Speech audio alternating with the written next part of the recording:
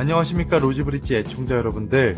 저희가 오늘부터 새로운 코너를 가지고 준비해서 왔습니다. 바로 밸류 스코어라는 코너인데요. 저와 함께 방송을 진행하게 된 박재준 프로님을 먼저 소개하겠습니다. 반갑습니다. 네, 반갑습니다. 로지브릿지의 고품격 방송을 함께 참여하게 된 박프로입니다. 밸류스코어라는 거는 좀 간단하게 직역을 하자면 가치에 대한 점수를 매긴다라고 뜻할 수가 있을 것 같은데요. 각 여러 부문별로 저희가 두각을 나타내고 있는 두 업체들을 선정을 해서 그 업체들이 어떤 가치를 가지고 좋은 방향성을 갖고 발전을 하고 있는지, 어느 정도 주관적이면서도 객관적인 팩데이터를 가지고 얘기를 해볼 수 있는 자리를 한번 마련해보기 위해서 이 자리를 마련했습니다. 네, 저희가 오늘 준비한 기업이 바로 종합물류기업 CJ 대한통운과 한진. 저희가 오늘 또 약간 설정을 하지 않았습니까? 저는 한진을 편들기로 했고요. 저는 CJ 대한통운을 편들기로 했습니다. 먼저 한진에 대해서 제가 먼저 간략하게 소개를 드리면, 한진은 1945년에 설립된 정말 전통이 깊은 한국의 전통 물류 기업이라고 할 수 있습니다. 신용 등급도 한국 신용평가 기준으로 BBB 플러스, 굉장히 안정적입니다. 직원은 1,430명, 평균 근속 연수가 놀랍습니다. 14년. CJ 대한통운 같은 경우에 설립 연도는 조금 더 오래됐습니다. 1930년도에 설립이 되었고, 신용 등급은 저희가 조금 더 높네요. A1으로 해서 한국 신용평가 등급을 받았고, 직원 수는 6,000명 이상 정도가 되고, 평균 근속 연수는 한 9.3년 정도 되기 때문에 그러면 저희가 지금부터 본격적으로 재무정보부터 들어가서 양사의 재무 상태가 어떤지, 그리고 사업별로 비중, 그리고 국가별 어떤 매출액의 추이, 이런 부분들을 상세하게 한번 알아보도록 하겠습니다. 한진 같은 경우는 매출액이 지금 2조 623억 원, 2019년 기준이죠. 연간 매출액이 2조가 넘습니다, 벌써. 영업이익은 906억 원. 다만 당기 순손실이 약 28억 원 정도 났지만 우려하실 건 없습니다. 왜냐하면 또 여러 가지 인프라 투자라든가 네트워킹 투자가 많이 이루어지고 있고, 또 올해만 하더라도 대전에 메가 허브 터미널 계획 발표도 있었거든요. 그래서 이 투자라는 부분들이 동반되기 때문에 순손실이 발생을 한다. 그런 차원에서 봐주시면 좋을 것 같습니다. 자산 총계는 2019년 기준으로 약 3조 5,483억 원, 부채 총계는 2조 4,944억 원입니다. 한진은 이 정도고요. 대한통운은 어떻습니까, 박프로님? 네, 대한통운은 매출액이 얼마 안 되는데 한 10조 4,151억 원 정도 됩니다. 딱 한진의 작게 한 5배 정도? 좀 소소한데 그 정도 되고요. 영업이익은 3,071억 원, 당기 순이익은 508억 원입니다. 그런데 왜 자산 총계나 부채 총계 부분은 언급을 안 하시는 거죠? 그 부분도 좀 궁금하거든요. 대략 계산해 보기에는 부채 비율이 한 150% 됩니다. 지금 같은 금리가 낮을 때야 재무 부담이 없겠죠. 근데 이거 재무 부담 금리 인상되면 좀 있지 않을까 생각이 듭니다. 네, 그 부분에 대해서는 저도 찾아보면서 조금 놀랄 정도의 수치긴 했지만, 근데 꼭 그렇다고 이게 나쁘다고 볼 수는 없는 게, M&A로 인해 저희가 확장 계획을 세우면서 2020년에 저희가 글로벌 탑 5 안에 들기로 종합물류 기업에 들기 위해서 어느 정도 확장 계획을 세웠고, 그에 맞춰서 저희가 매출액이나 영업이익, 그다음 자본에 대해서도 꽤 부채만큼의 증가를 했었기 때문에 아직은 조금 더 저희가 그 확장 계획에 맞춰서 발맞춰 나가고 있는 단계다라고 보시면 될 것 같고, 조금 더 지켜보시는 게 맞을 것 같습니다. 알겠습니다. 그러면 다음으로 넘어가서 구체적으로 그러면 사업 부문별로 매출액을 좀 자세하게 나눠서 한번 살펴보도록 하죠. 한진 같은 경우는 지금 매출액 부문을 딱 보시는 것처럼 유군, 하역, 해운, 창고, 국제 택배, 차량 종합, 굉장히 포트폴리오가 다각화가 되어 있습니다.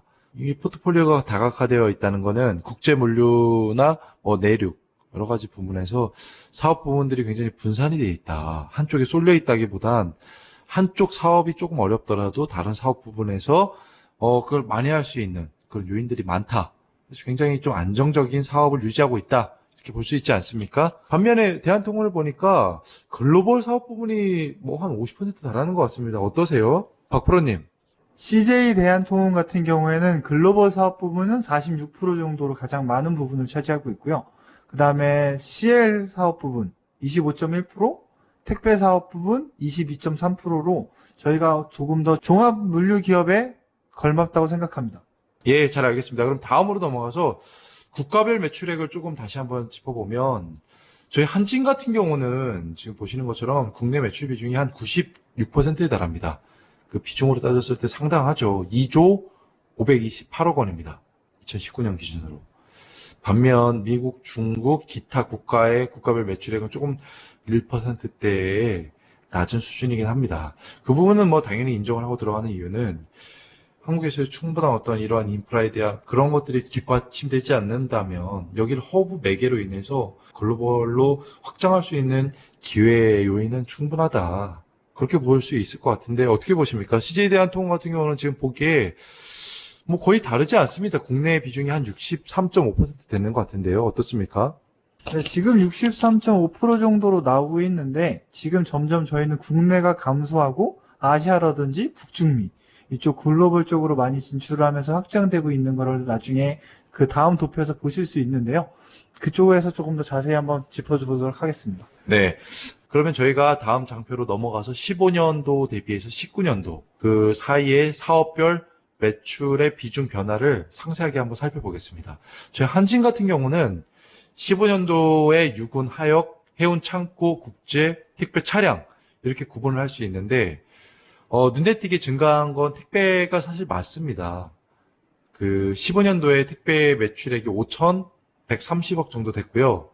2019년도에 8,320억 이 정도 됐겠습니다. 그리고 그 외에 좀 눈에 띄는 수치라면 유군이나 하역 이런 부분들은 2015년 대비해서 19년도에 소폭 상승했지만 해운은 소폭 감소를 했습니다. 반면 차량 같은 경우는 종합적으로 조금 상승세가 있었다. 그 종합적으로 봤을 때 전반적으로 매출 전반이 증가를 했는데 특히 눈에 띄는 부분이 택배다. 이런 특징이 있습니다. 대한통운 같은 경우는 어떻습니까? 대한통운 같은 경우에는 M&A를 통하면서 조금 많은 확장을 시켰는데요. 그걸로 그런 좀 투자를 하면서도 충분한 효과를 봤던 게 매출액이 거의 2005년에는 5조 정도였다면 지금 작년 2019년에는 10조 정도가 되면서 거의 2배 정도 투자와 같은 매출이라든지 영업이익이라든지 이렇게 동반 상승할 수 있게 좋은 투자와 좋은 효과를 볼 수 있는 선순환 구조를 만들고 있다고 생각이 됩니다. 알겠습니다. 그럼 저희가 이쯤에서 마지막 정도를 이렇게 또 넘어가서 그러면 마지막으로 결정적으로 15년 대비해서 19년도 해외 매출 비중의 변화가 어느 정도 있었는지 국내에 치중하고 있는지 해외 비즈니스를 집중하고 있는지 판단을 해볼 수 있는 어떤 그 잣대가 될 수 있습니다. 먼저 한진 같은 경우는 누누이 아까 앞서 말씀드렸지만 2015년 국내 매출 비중이 약 98%가량 됐습니다. 근데 2019년 99.5%로 1.5%가량 증가했습니다.